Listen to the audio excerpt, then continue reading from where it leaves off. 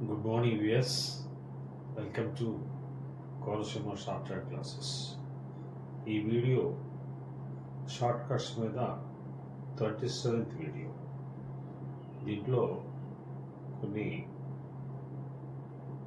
Short cuts చెబుతూ అలాగే English vocabulary మీద కొన్ని ఫ్రేజెస్ ఉన్నాయి. వాటిని కోఆర్డినేట్ పేర్స్ అంటారు. వాటి గురించి నరేట్ చేస్తూ అవి ఏవైతే కోఆర్డినేట్ పేర్స్ ఉన్నాయో ఆ కోఆర్డినేట్ పేర్స్ ఒక మోడల్ కూడా తయారు చేశాను. ఆ మోడల్ని బట్టి ఇంచుమించుగా మీరు 30-40 ఫ్రేజెస్కి షార్ట్ కట్ మనం తయారు చేసుకోవచ్చు. ఓకే, మనం స్టార్ట్ చేసుకుందాం. మొట్టమొదటిగా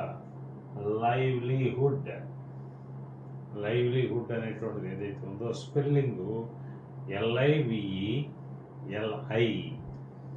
చాలామంది వై కింద రాస్తారు, అది తప్పు. Livelihood LIVELIHOOD livelihood. ఈ లైవ్లీహుడ్కి మన రూల్ ప్రకారంగా రాసేటటువంటి అవుట్లైన్ ఏంటంటే LVLD. ఐడితాన్ ఇక్కడేమో ఈఓలు, హుడ్కేమో హెచ్కేమో డాట్, హూకేమో డాష్.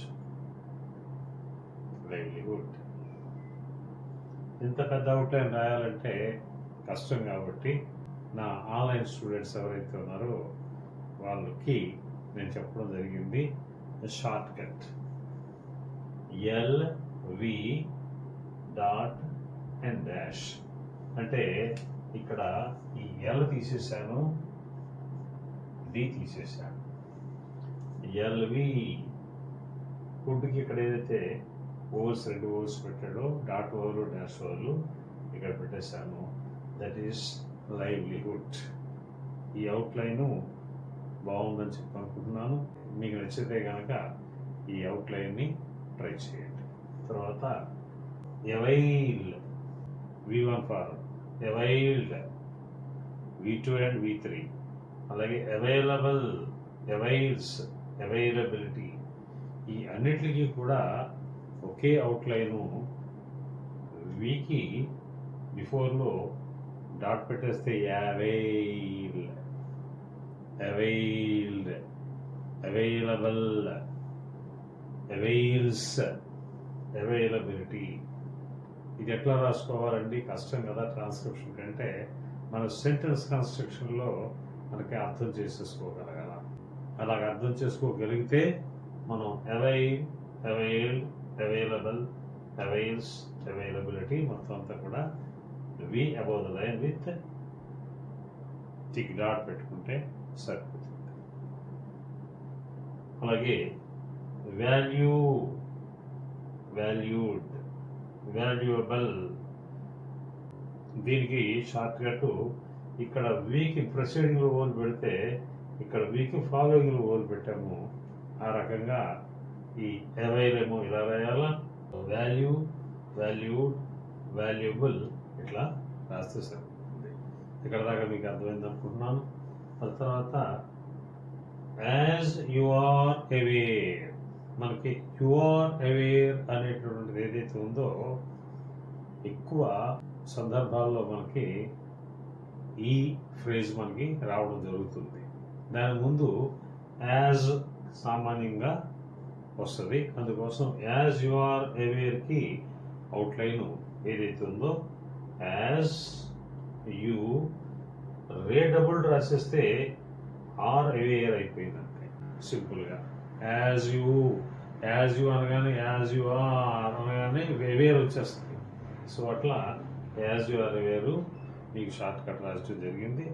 మరి దీంట్లోనే as you are all aware అని వస్తుంది. మళ్ళీ అలాంటి వచ్చిన సందర్భంలో ఏమీ లేదు, ఈ ఆర్కు ముందు ఒక డాష్ ఓవర్ పెట్టేసేయండి. All, this is all, this represents all. అలాగే as you are well aware అని వస్తుంది. వెల్ అవేర్ వచ్చినప్పుడు ఇక్కడ రైట్ సైడ్ సర్కిల్. వెల్ అంటే మనకి అబ్రివేటెడ్ W కదా, అబ్రివేటెడ్ డబ్ల్యూకి ఇక్కడ మనము ఈ రైట్ సమ్ సర్కిల్ రాసేస్తే సరిపోతుంది. అలాగే చూడండి, facilitated V1 form, V2 are V3, అలాగే ఫెసిలిటీ నౌన్ ఫారం, అలాగే ఫెసిలిటీస్ ప్లూరల్ నెంబర్. వీటిలన్నిటికీ కూడా ఎఫ్ సెట్లెస్ డిజైన్డ్ బై టీ రాసిస్తే సరిపోతుంది. ఇంకా కొంచెం డిఫరెన్స్ తెలియాలంటే ఫెసిలిటీస్కి సెట్లెస్ పెట్టుకోండి, అలాగే షన్ వస్తే షన్నుకి ఇలా పెట్టుకోండి. లేదు దీన్ని ఐడెంటిఫై చేసేయగలని ఇది గ్రామటికల్గా అనుకుంటే మీరు ఈ అవుట్లైన్ రాసుకుంటే సరిపోతుంది. ఇది ఫెసిలిటేట్కి సంబంధించినటువంటి అవుట్లైను. ఇది మీ అందరికీ తెలుసు, ఫెసిలిటీ రాయాలంటే ఎఫ్ సెట్లెస్ ఎల్టీ ఇలాగా పెద్దగా అవుట్లైన్ రాయాల్సినటువంటి పరిస్థితి మనం అవాయిడ్ చేసుకోవచ్చు, ఇట్లా రాసుకోవచ్చు. ఈ ప్రొనౌన్సియేషను ఇప్పుడు చెప్పేటటువంటి ఫెలిసిటేట్ ఈ రెండు కూడా చాలా దగ్గరగా ఉంటాయి, ఇంచుమించు ఒకలా కనిపిస్తాయి. అందుకోసం మీకు ఈ అవుట్లైన్ ఎలా రాయాలి, ఈ అవుట్లైన్ ఎలా రాయాలని చెప్పడానికి ఇక్కడ చూపిస్తున్నాను. ఫెలిసిటేషన్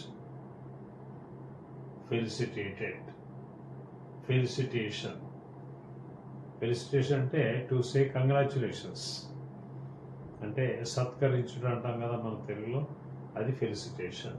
ఇది ఫెసిలిటేట్ అంటే ఫెసిలిటీ ఇవ్వటాన్ని ఫెసిలిటేట్ అంటారు. మీనింగ్ చాలా తేడా ఉంది. కాబట్టి అవుట్లైన్ ఇంచుమించు ఒకటే రాసుకుని ఆ సెంటెన్స్ని బట్టి మనము ఆ డిఫరెన్స్ ఏంటో మనం తెలుసుకోవచ్చు అనే ఉద్దేశంతో నేనేం చేశాను, ఫెసిలిటీ ఎలాగైతే అవుట్లైన్ రాసామో అలాగే ఫెసిలిటీ రాశాను. అది ఫెలిసిటీ అని తెలియటం కోసం ఇక్కడ చూడండి, ఎవరి తర్వాత ఎల్ వచ్చింది కాబట్టి ఎల్ ఎలా కట్ చేశాను. రెండు ఒకేలాగా ఉంటాయి, ఫెసిలిటీ ఇది ఫెలిసిటీ, అలా మనం ఐడెంటిఫై చేసుకోవచ్చు. ఇది కనుక మీకు ఉపయోగం అనుకున్నట్టయితే ఇవి మీరు అడాప్ట్ చేసుకోండి. తర్వాత ఎక్స్ట్రా అనే వర్డ్ ఉంది, ఎట్సెట్రా అనే వర్డ్ ఉంది. రెండు రిలేటివ్ ప్రొనౌన్సియేషన్స్ దగ్గరగా ఉంటాయి. చాలా మందికి ఎక్స్ట్రా ఈటీసీ, ఇక్కడ సి వచ్చింది కాబట్టి ఎట్సెట్రా అంటారు. దీన్ని నేను మీకు నెరేట్ చేయాలనే ఉద్దేశంతో ఈ వీడియోలో ఇంక్లూడ్ చేశాను. ఎక్స్ట్రా ప్రొనౌన్సియేషను ఎక్స్ట్రా, కేసెట్లెస్ట్రా, ఎక్స్ట్రా అంటే ఎక్కువ. Extra meal, extra benefit, extra donation. ఈ ఈఎక్స్టీఆర్ఏకి మీనింగు ఎక్కువ అని అర్థం. కానీ ఎట్సెట్రా ఇది ఎలా పలకాలంటే ఎట్ సెట్రా, ఇక్కడ రాసిన చూడండి, ఈటీ ఎట్ సెట్రా, ఎట్సెట్రా అని పలక. ఎట్సెట్రా అంటే మొదలైన. మన సెంటెన్స్లో Rama, Gopal, Sita etcetera have gone to Delhi, మొదలైనటువంటి వాళ్ళు అని చెప్పంటారు అన్నమాట. ఓకేనా? సో మీకు ఎక్స్ట్రాకి ఈ అవుట్లైన్ రాసుకోవాలా, ఎట్సెట్రాకి టీ సెట్లెస్ టీరియా రాసుకోవాలా. ఇది దీని డెఫినేషను ఎట్సెట్రా. బినోమియల్స్ అని చెప్పి మనకి ఇంగ్లీష్ గ్రామర్లో ఒక వర్డ్ ఉంది. బినోమియల్స్ అని అర్థం ఏంటంటే కోఆర్డినేట్ పేర్స్ అంటే ఒకదానికొకటి సహకారం చేసుకునేటటువంటి వర్డ్స్ కలయికని పెయిర్ అంటారు. ఇక్కడ దీనికి మీనింగ్ చెప్పాడు. Binomials are fixed English expressions made of two words joined by a conjunction like and or are. ఇది నేను ఎందుకు చెప్తున్నానంటే ఇప్పుడు మన షార్ట్ హ్యాండ్లో ఈ బినోమియల్స్ చాలా తరచుగా రావడం జరుగుతుంది. అప్పుడు మనం ఏం చేసుకుంటున్నాం, ఫుల్ స్టోకు రాసుకోవడం జరుగుతుంది. ఫర్ ఎగ్జాంపుల్ చూడండి, ప్రోస్ అండ్ కాన్స్.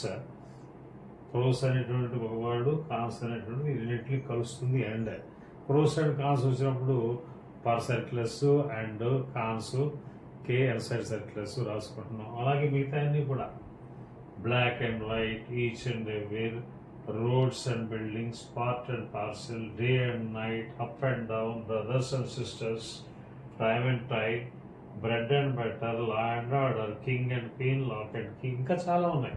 ఈ బినోమియల్స్ చాలా ఉన్నాయి, దగ్గర దగ్గర ఒక 50-60 ఉంటాయి, ఇంకా ఎక్కువ ఉంటాయేమో. నేను కొన్ని చూస్ చేసుకున్నాను, పికప్ చేశాను. ఇవి అవుట్లైన్స్ ఎలా రాయాలన్నది నేను ఒక మోడల్ తయారు చేశాను. ఈ మోడల్ కనుక మీకు నచ్చితే కనుక దీన్ని ఉపయోగించుకోండి. నచ్చకపోతే పక్కన పెట్టేసేయండి. ఏం చేద్దంటే కొంతమందికి నచ్చవచ్చు, కొంతమందికి నచ్చకపోవచ్చు, కొంతమందికి ఇది ఉపయోగపడుతుంది అనుకోవచ్చు, కొంతమంది అబ్బాయి ఇది ఉపయోగపడదు అనుకోవచ్చు.